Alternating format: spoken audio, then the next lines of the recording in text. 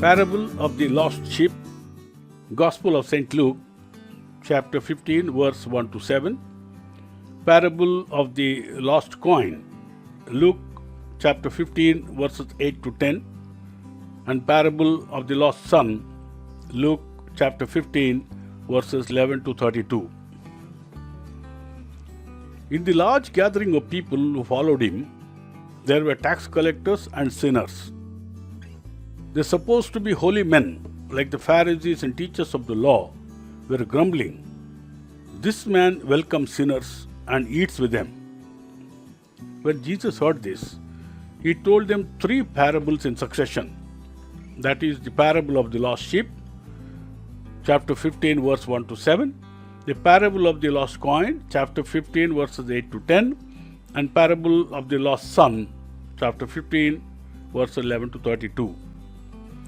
In the parable of the lost sheep, he said, "Suppose one of you has 100 sheep and loses one of them. Does he not leave the 99 in the open country and go after the lost sheep until he finds it? And when he finds it, he joyfully puts it on his shoulders and goes home.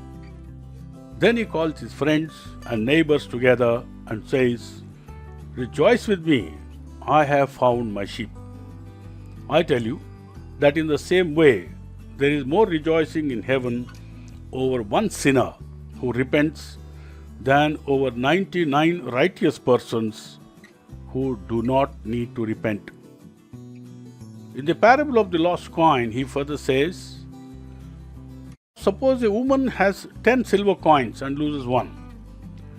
Does she not light a lamp, sweep the house, and search carefully until she finds it? And when she finds it, she calls her friends and neighbors together and says, 'Rejoice with me, I have found my lost coin.'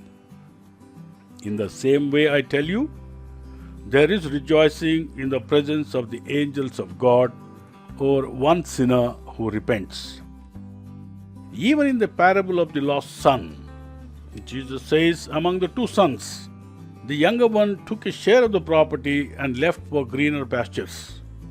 After he lost everything and on passing through difficult times, he realized his mistake and came back to his father, repentant, seeking forgiveness. When the father told his servants, 'Rejoice, let's have a feast and celebrate, because my son who was lost is now found.'"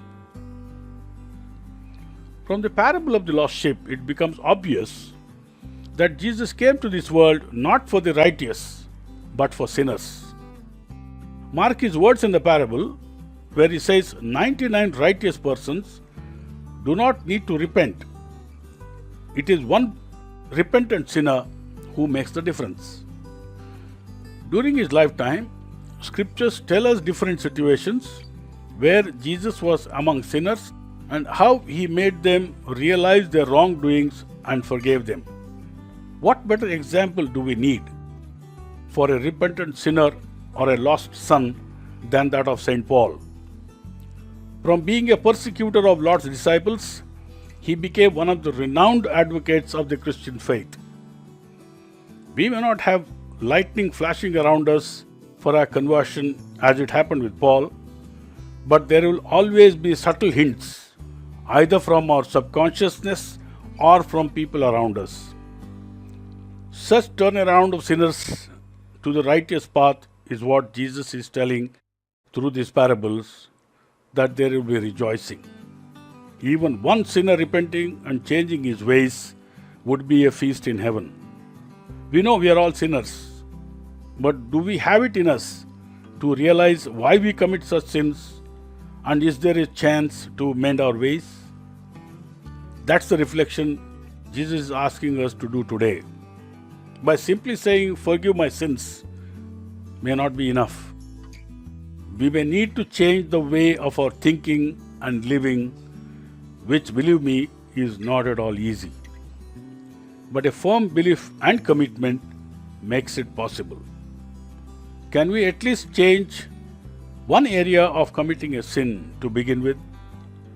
That would be an occasion where there will be rejoicing in heaven. God bless us all.